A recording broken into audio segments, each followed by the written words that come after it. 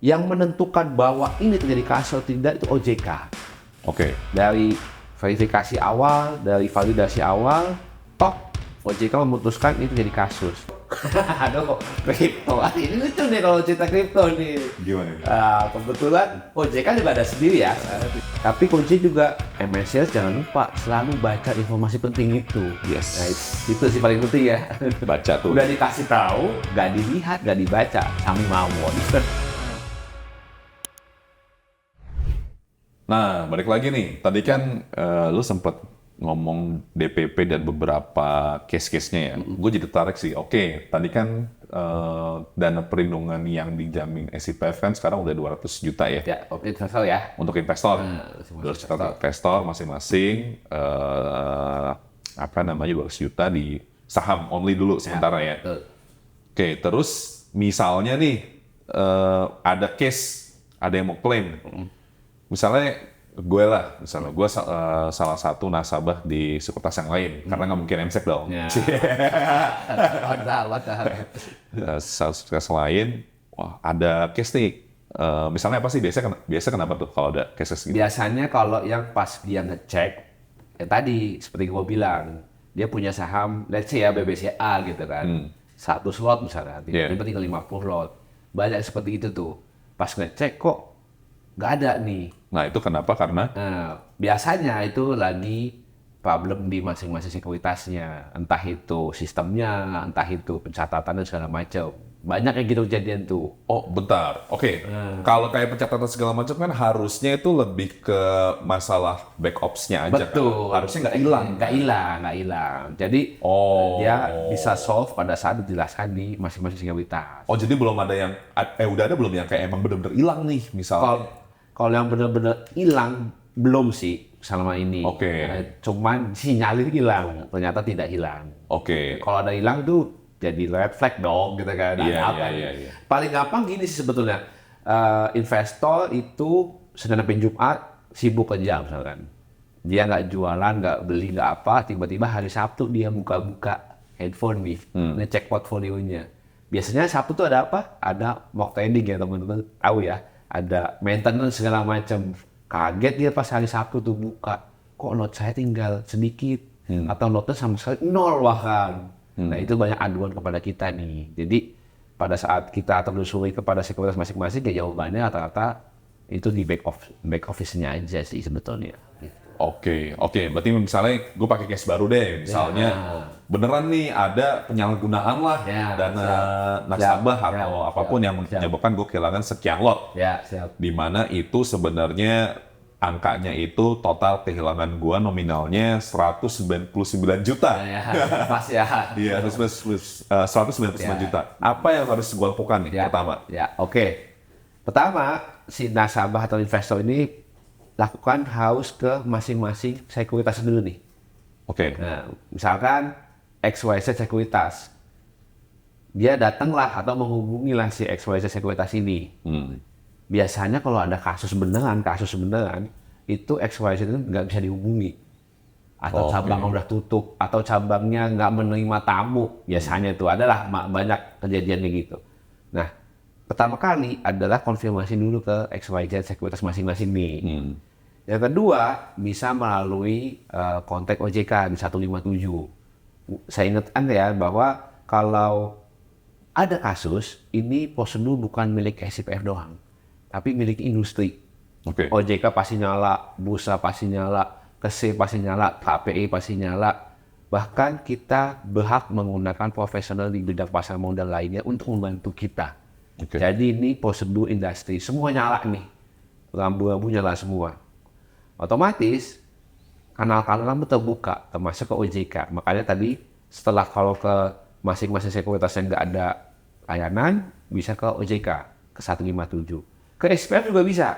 Datang, calling ke kita, bisa melalui jalur konsultasi di WA kita, bisa. Kalau sudah terjadi semua itu, pertama pasti ngadu. Kalau misalkan valid, nanti kita secara link akan memberikan link pengaduan. Nah, link pengaduan dari kita, dari Indonesia SPF untuk mengisi nih data-data pemodal, data investornya. Dari nama, NPWP segala macam untuk mengisi kelengkapan data. Oke. Nah, itu satu. Singkat cerita, yang kerja bukan kita doang, SIPF doang, tapi ada OJK dan Bursa Efek, bahkan tadi profesional di bidang pasar modal lainnya bisa dimanfaatkan.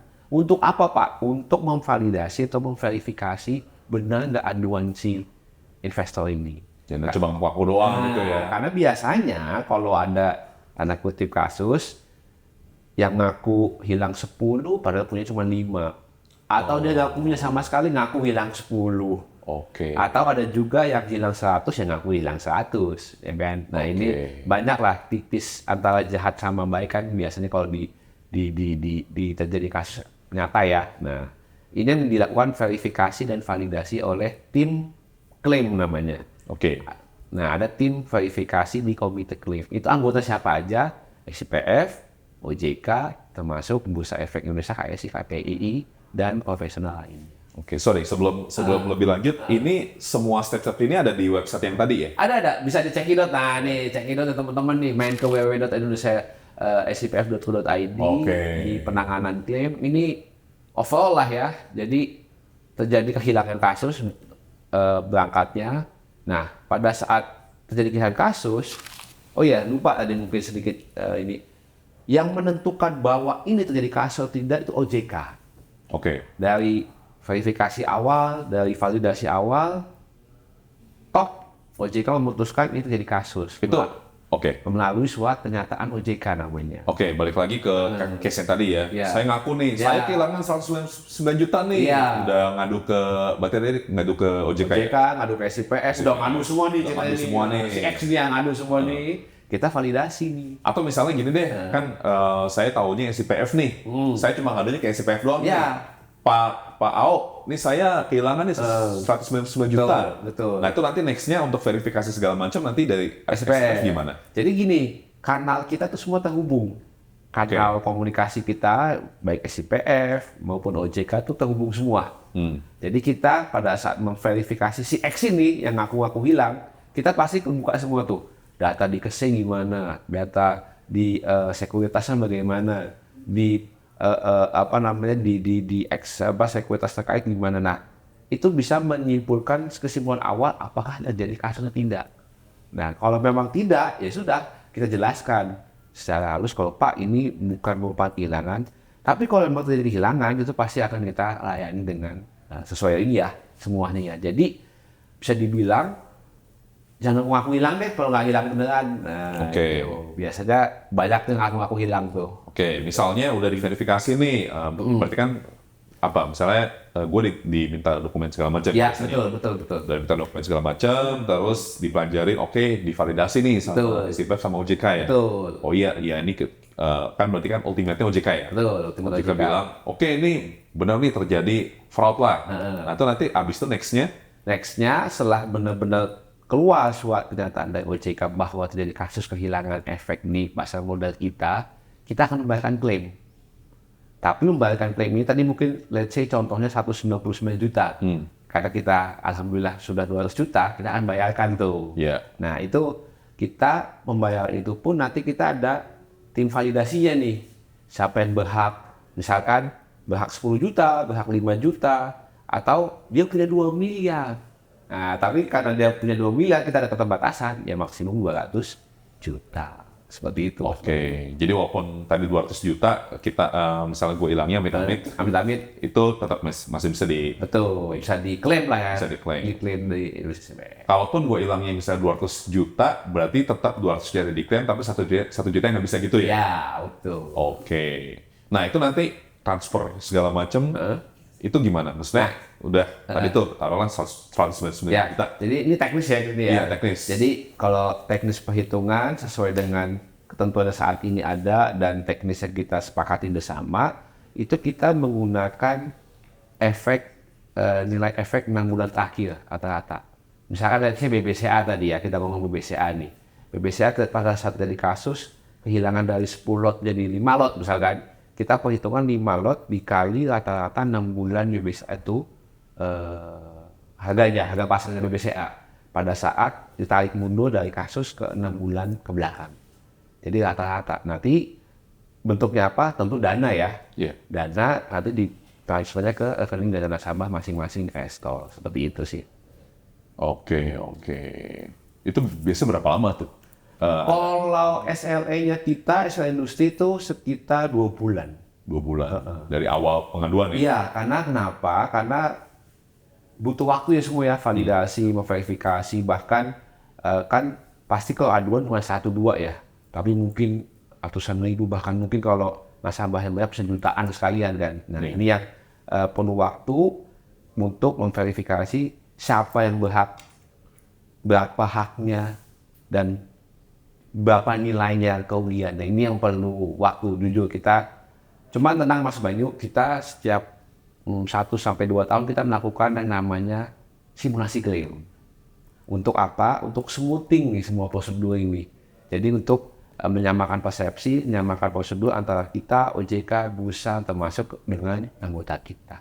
Jadi kita secara kontinu melakukan simulasi klaim walaupun tidak ada kasus yang menyebabkan klaim itu dibayarkan. Jadi kayak drilling lah ya? Ya, betul. Just in case, kita... Kapan-kapan MNC lah jadi teman kita simulasi lah. Siap. Karena ada sekuritas lain udah pernah bantu gitu kan. Siap. Oke, berarti sebenarnya udah lumayan komplit ya. Tadi kan kita bicara just in case amit-amit terjadi, SIPF udah siap tuh untuk... Insya Allah siap. Tidak hanya SIPF tapi OJK, SRO, SIPF, dan stakeholder lainnya. Ya, SIPF dan regulator lainnya lah ya. Betul. Nah, sebenarnya dari kita kan sebenarnya untuk MN Shares pastinya juga udah paham ya bahwa kami pun sebenarnya Pak itu udah ada mekanisme beberapa untuk perlindungan konsumen. Jadi dari awal tuh kayak ketika kita buka rekening, kita KYC udah jelas. Betul. Ada beberapa data-data yang memang diwajibkan sama OJK, terus macam-macam lah kalau misalnya dia nasabahnya ini, dia harus ngisi dan segala macam. Even risk profile pun kita perlukan bagi mereka untuk isi karena kan kita kan juga ada macam-macam, ada saham, reksadana. Jangan sampai si nasabahnya ini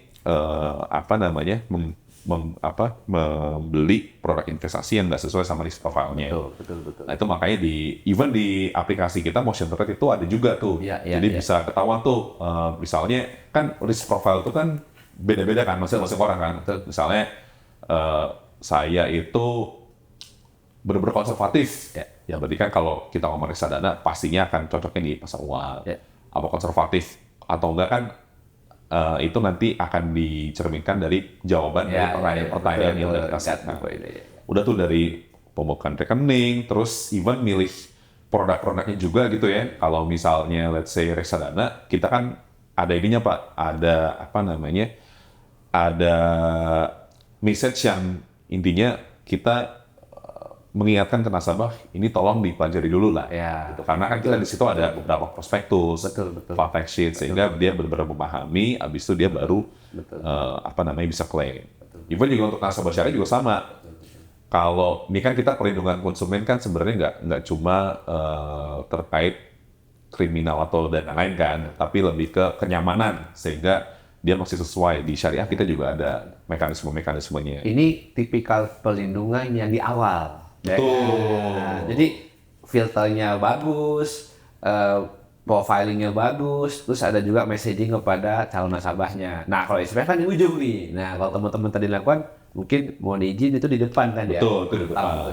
Jadi udah komplit sih. Even kayak misalnya kan ada beberapa UMA gitu ya, Initial Market Activity, ada beberapa saham atau emiten yang misalnya masuk gitu ya. Kan biasanya IDX ngumumin tuh. Nah kita muncul tuh di notifikasi, wah ini ada UMA saham ini nih, nanti refernya ke... Oh jadi nasabahnya MNC semua ini notif nih ya, tahu nih ada notifikasi, wah ini ada UMA nih. Nah nggak semua lo tuh kayak gitu tahu concern, apa sih ini ada apa ini? Nah berarti mantap ya, berarti dari awal dikasih tahu nih ya. Ya kita coba ini sih, coba facilitate ya sama coba support regulator juga, bursa dan SIPF kan. UMA terus even yang sekarang lagi hot kan, FCA sama pengaman khusus tuh. Kita ada sendiri tuh listnya. Jadi ada beberapa misalnya emiten yang masuk ke pengaman khusus. Kita ada list sendiri. Jadi emiten-emiten yang di sini ya bisa diperhatikan lebih ekstra aja. Ya alhamdulillah sih kita udah lumayan nerapin itu sih. Karena ya balik lagi kan kita nggak cuma pengen nyaman tapi juga harus aman. Tapi kunci juga MNCS jangan lupa selalu baca informasi penting itu. Yes. Nah, itu sih paling penting ya. Baca tuh. Udah dikasih tahu, nggak dilihat, nggak dibaca, sami mawon. Benar. Nah, mungkin kita udah masuk ke terakhir nih, Pak Ao. Tadi kan sebenarnya kita udah bicara enak-enaknya lah, bagus-bagusnya gitu. Ya. Nah, cuma gue jadi penasaran sih dari SCPF sendiri atau dari yang Pak Ao ngalamin sendiri itu ada tantangan tersendiri nggak sih terkait event, terkait either itu case-case yang selama ini masuk atau bagaimana mekanisme dijalankan atau pengembangan ke depannya seperti apa, itu boleh diceritain nggak? Ya. Oke, thank you Mas Banyu. Ini sebetulnya kalau dibilang challenge tapi sekaligus kesempatan ya kalau kita bilang lah ya. Kenapa tadi seperti yang gue mention di awal, alhamdulillahirobbilalamin Indonesia pasar modal kita di Indonesia ini perlindungan nasabahnya, perlindungan pemodalnya udah hukumnya didasari oleh undang-undang P2SK. Ya, mungkin tahu juga ya P2SK lagi hot-hot juga ya UU P2SK atau Undang-Undang Nomor 4 tahun 2023. Alhamdulillah Indonesia masuk ke situ. Oke. Ini kesempatan sekaligus tantangan. Tantangannya apa? Karena kita diminta untuk memperluas fungsi kita. Tadi kan Mas Banyu bilang kita baru melindungi saham. Kita diminta nanti melindungi reksadana, melindungi SCF. Oh iya tuh. Nah, ini tantangan tersendiri nih. Tidak hanya kepada Indonesia SPF, tapi kepada regulator terkait juga.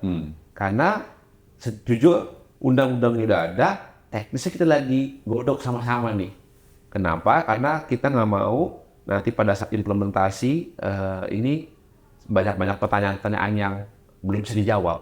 Nah, makanya kita challenging-nya adalah menyiapkan aturan teknis termasuk risk profiling tadi, risiko apa yang harus kita lindungi, risiko apa yang tidak dilindungi, bagaimana mekanisme perlindungannya, bagaimana penggantiannya, berapa besar batasannya kita bisa mampu, itu challenge terbesar saat ini. Tapi bismillah mudah-mudahan dengan kerjasama dengan OJK, SRO, dan stakeholder lainnya, itu bisa kita bungkus ya mudah-mudahan di akhir tahun. Amin. Iya benar ya, karena kalau kita ngomong pasar modal kan nggak cuma saham ya. Betul. Obligasi juga ya, caranya juga ke sana ya. Betul. Kalau kripto? Aduh, kripto. Ini lucu nih kalau cerita kripto nih. Gimana? Kebetulan OJK juga ada sendiri ya sekarang kripto ya gitu kan. Jadi kalau boleh update sedikit teman-teman MNC semua, kripto ini udah jadi perhatian lah ya, perhatian dari regulator termasuk OJK. Ini dijawantahkan dengan dibentuknya komisioner atau divisi atau bagian terpisah di OJK yang menangani kripto.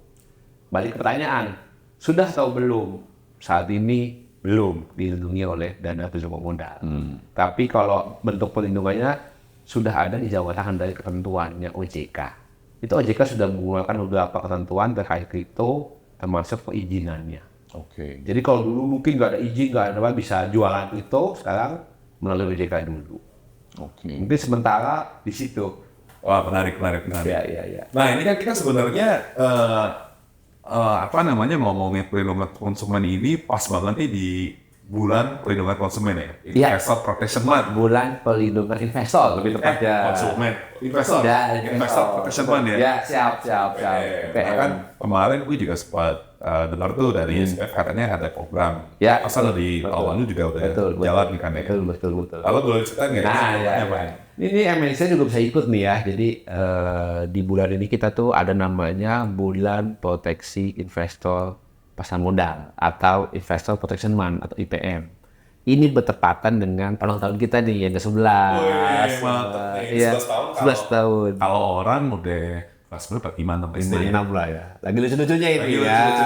Karena lagi lucu-lucunya, kita ngajak teman-teman MNCS juga nih lucu-lucuan bareng nih. Ada kompetisi, ada hadiah, dan grand prize-nya mantap nih. Kita bisa belajar sama-sama mengenai SCPF Jepang. Di Jepang tentunya. Mantap ya. Buat wibu-wibu. Kita undang. Ya. Jadi kalau tahun lalu kita alhamdulillah bisa bawa ke Korea Selatan, SCPF Korea Selatan, tahun ini di Jepang. Tapi selain itu, kita juga punya hadiah lainnya yang cukup menarik. Ada beberapa uang tunai sama sertifikasi di bidang pasar modal. Jadi MNCS Jangan ragu, jangan sungkan. Follow IG kita di @indonesiacpf, ikuti informasinya dan ikuti kompetisinya. Jangan. Luar biasa nih, thank you banget nih Pak. Thank you, siap. Thank you, Mas Insight-nya. Semoga bisa berguna juga buat Indonesians dan tentunya saya nih Pak. Mantap. Lalu dapat apa namanya message dan info-info baru nih. Siap. Thank you loh Mas Anju. Thank you banget, Youngsters. Thank you banget Pak. Thank you, Mas Sukses Anju. terus. Sukses juga Indonesian ya.